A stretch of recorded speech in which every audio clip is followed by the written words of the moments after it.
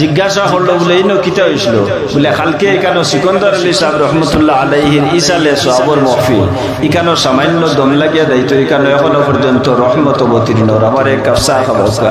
দশবঙ্গ মানুষ কিতা ওয়াজ করতাম মাইক দেখি আনলে এমনিও হেরান হয়ে যায় মাইক দেখি আনলে এমনিও হেরান হয়ে যায় খালি গোলাপ ইস্ত আর কি আমার বুজুর্গান এই জায়গার মধ্যে অবসর গ্রহণ করতে রাসূলুল্লাহ ফরমাইন সেই জায়গার মধ্যে এখনো পর্যন্ত রহমত বর্ষিত হইতে থাকে কতদিন রাসূলুল্লাহ কোন সীমা বর্ণনা করছেন না এক riwayate পাওয়া যায় একটা সীমা হইল 40 দিন পর্যন্ত সেই জায়গায় আল্লাহর রহমত অবতীর্ণ হইতে থাকে জোরে বলো সুবহানাল্লাহ কতদিন 40 দিন এখন এখানে দম লাগলে ফায়দা হইব না লস হইব ইনো গিয়া দম লাগতাম আমরা যেন গজব পড়ছে হনো গিয়া খালি দিরবিল লাগাইয়া চাই আর কিলা হইছিল কিতা হইছিল মানুষের মরছইনি এই নি সেই নি রহমত ইনো মাত কথা নাই ওয়াজ হইছিল ও শেষ ইনো তো বুঝিলাইছি কেন ওয়াজ হইছিল আমার বুজুর্গণ আজকে প্যান্ডেলের নিচে যে জায়গার মধ্যে যে জমিনের মধ্যে আপনারা বয়াত এই জমিনটায় অন্য জমিনের আপনার হইতেছে হে জমিন দেখো চাইন আজকে তোমার উপরে এত ভালো ভালো মানুষ সকল আসেননি বলে নাই খালি মদিনা খালি না এখন ভাই যদি কেউ আটে একটা অসুবিধা হইব ঠান্ডা লাগবে হইবতে প্যান্ডেলের নিচে যাই গিয়ে ওয়াইজ যদি বালাও না হইতে ঠান্ডা থাকি বাসিলাম আইলো ভিতরে না আর যদি এই জমিনটা কি যদি চালিয়া যাইতে পারে কই যাইব আমরা বেশে বেশ গেলে আমরা একবারে অবসর হয়ে যাবো আমার অন্য এক ভাইও কইতরা আমি অবসর বিলকুল ভাইয়ের না বলে জিও এখান মাত হাসা আমরা তো আর অবসর নাই ওলা ব্যস্ত আমরা অবসর ওদিন হইব আমরা যেদিন উত্তর দক্ষিণ হইব একদম অবসর হ্যাঁ আমার বুজুর্গান এই পৃথিবীতে আমরা নামাজ পড়ার টাইম নাই এই যে শাবানের মাস আইছে রাসূলুল্লাহ কইতারে সাহাবায়ে কেরামেরা এই যে শাবানের মাস আছে এই মাসের মধ্যে তোমরা বেশি বেশি গুনিয়া তাসবিহ তাহলিল করো তাসবিহ তাহলিল করো খালি তাসবিহ তাহলিল না জিকির আজকার যত ভালো কাম আছে সমস্ত কাম সেই শাবানের মাসে তোমরা করতে থাকো কারণ এই মাসটা হলো অত্যন্ত মহৎ মাস উত্তম মাস অন্যান্য মাসের চাইতে এই মাসের বুজুর্গি আল্লাহর দরবারে অনেক বেশি জোরে বলে সুবহানাল্লাহ আমার বুজুর্গরা রাসূলুল্লাহ ফরমাইন এই শাবানের মাসে মানুষ যে সময় প্রবেশ করে শাবানের মাস আল্লাহ ও কারণে দিয়েছেন মানে সামনে রমজানের মাস আছে রমজানের মাসের রিসিপশনের জন্য আল্লাহ শাবানের মাস দিয়েছে এই শাবানের মাসের এত বেশি ফজিলত শুধু মাসের মধ্যে নয় এই মাসের মধ্যে একটা রাত্রি আছে যেটার নাম হইল লাইলাতুল বরাত কোন রাত্রি লাইলাতুল বরাত এই লাইলাতুল বরাতে আমাদের প্রত্যেকের জন্য অফার হইল বিগত সারা বছর মানুষে গুনাহ করছে আল্লাহর বান্দায় তওবা করার সুযোগ পাইছে না আল্লাহর বান্দায় ইবাদত করার সুযোগ পাইছে না তাসবিহ তাহলিল করার কোনো সুযোগ পাইছে না আরে রাসূলুল্লাহ ফরমায় সেই দিন সেই সময় সেই রাত্রিতে যদি আমার দরবার নয়নের জল ছাড়ে আর আমার বান্দায় যদি কান্দে তাহলে সেই বান্দার জন্যই তো আমি শবে বরাতটা রাখছি এই মানুষের জন্য শবে বরাত নাই যে মানুষের দিল পরিষ্কার নয় মসজিদে প্রবেশ করছে এই মানুষের জন্য শবে বরাত নাই যে মানুষের দিলের মধ্যে বেজাল আছে যে মানুষ সুদের মধ্যে আছে সুদ পরিত্যাগ করতে পারছে না এই মানুষের জন্য শবে বরাত নয় যে মানুষ মা বাবার নিমক হারামি করে মা বাবারে কষ্ট দিছে এই মানুষ মসজিদের মধ্যে যাইবে রাসূলুল্লাহ ফরমায়েন যদি তওবা করতে পারে তাওবাতুন নাসুহা আর আল্লাহর দরবারে যদি নয়নের জল ছাড়িয়া কান্দে তাহলে আল্লাহ রাব্বুল আলামিন তার জীবনের গুনাহে মাফ করিয়া দেন জোরে বলো সুবহানাল্লাহ অনেক মানুষ আছে ওয়াজরে আপনার ব্যাখ্যা নাই অপব্যাখ্যায় বুঝে অনেক মানুষ আছে যেমনে শুনছে শুক্রবার যদি আমি মসজিদের মধ্যে যাই তাহলে সারা সপ্তাহের গুনাহে আল্লাহ মাফ করিয়া দিলেন হে বারসা খালি শুক্রবারটা আইতো আসতাম সপ্তাহে এক ওয়াক্ত নামাজ নাই খালি শুক্রবার করে অপেক্ষা মুলি সাহেব ওয়াজ করছেন ক্লিয়ার বুঝছে তো বুঝছে খালি অপেক্ষা করে শুক্রবারটা হবে আইতো আর তার সুবর্ণ সুযোগটা বাইরে আমার বুজুর্গান তোমার জন্য সেটা সুবর্ণ সুযোগ, ভালো কথা। কিন্তু তুমি বুধ ভাড়ায় না নেই, বুধ ভাড়ায় যে আল্লাহ শুক্রবারে আমি যদি মসজিদের মধ্যে প্রবেশ করি আল্লাহ আমারে মাফ করিয়া দিবা, কিন্তু শুক্রবারের আগেও তো তোমার আল্লাহ মাফ করিয়া দিলেই বা।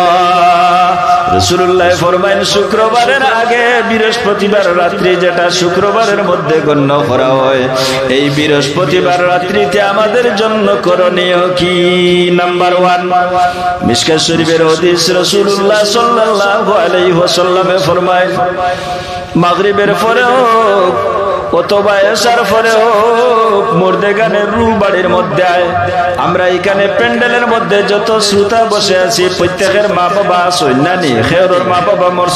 মরসইনি না সারার মা বাবা আসইন বলে? অনেকের মা বাবা নাই, অনেকের ভাই বিরাদর আত্মীয় স্বজন নাই। আমরা মুসলমান হিসাবে করণীয় হইল ওই যে আমাদের মা বাবারে কবরস্থ করছি, মুসলমান হিসাবে কিন্তু আমার দায়িত্বটা শেষ নয়। যতদিন আমি জীবিত থাকবো, যতদিন আমি দুনিয়ার মধ্যে থাকবো, আমার মা বাবার খবর কিন্তু লইতে লাগবো। এর গতিকে রাসূলুল্লাহ ফরমান প্রতি বৃহস্পতিবার রাত্রে এবং শুক্রবারের রাত্রিতে সূর্য অস্তমিত হওয়ার পরে মুর্দেগানের রু বাড়ির মধ্যে আয়া ডাক দে আর কয়, আওলাদ তোমার জন্য আমি জীবন বিসর্জন দিতে রাজি আসলাম, তোমার জন্য আমি সকালবেলা দা হাতের মধ্যে লইয়া বাইর হইলাম, বিকাল বেলা বাড়ির মধ্যে আইলাম, কোন দানা পানি কোনদিন মুখের মধ্যে দিলাম না। ও আওলাদ নিষ্ঠুর ভাবে আমার অন্ধকার খবর রাখিয়া গেলা, একটা বার কিন্তু আমার নিকটে তুমি আইলাই না। এটা হইলে একটা করণীয়। রাসূলুল্লাহ সাহাবায়ে কেরামরে নির্দেশ দিতে, আমার সাহাবায়ে কেরামেরা তোমরা প্রতি বৃহস্পতিবারে যদি সম্ভব না হয় তাহলে প্রত্যেক মাসও যাইও, যদি মাসও সম্ভব না হয় তাহলে বৎসরে একবার যাইও, বৎসরে একবার গিয়ে তোমরা মুর্দেগানের খবর লইও। ফাইন্নাহু তুযাক্কিরুল আখিরা, জিয়ারত করলে মুর্দায়ও ফায়দা পায়, তোমারও ফায়দা হয় এবং হাসরের মাঠ পর্যন্ত মানুষ উপকৃত হয়ে। জোরে বলো সুবহানাল্লাহ। আল্লাহুম্মা সাল্লি আর উচ্চ সুরে মহব্বতে আল্লাহুম্মা সাল্লি আলা সাইয়্যিদিনা মাওলানা ওয়া আলা আলি সাইয়্যিদিনা মাওলানা মুহাম্মদ। আল্লাহুম্মা সাল্লি আলা, আর উচ্চ সুরে মহব্বতে আল্লাহর হাবিবের দিকে খেয়াল করিয়া মিলাদুদ্দিন শরীফ পড়ে আল্লাহুম্মা সাল্লি আলা সাইয়্যিদিনা মাওলানা মুহাম্মদ ওয়া আলা আলি সাইয়্যিদিনা মাওলানা। আমার বুজুর্গান হাজিরিনে কেরামের খেদমতে আরজ হইল, যদি সম্ভব হয় রাসূলুল্লাহ ফরমাইন প্রতি শুক্রবারে তোমার তার মুর্দেগানের খবর একবার লইও। শুক্রবারে আমরার মনটা বড়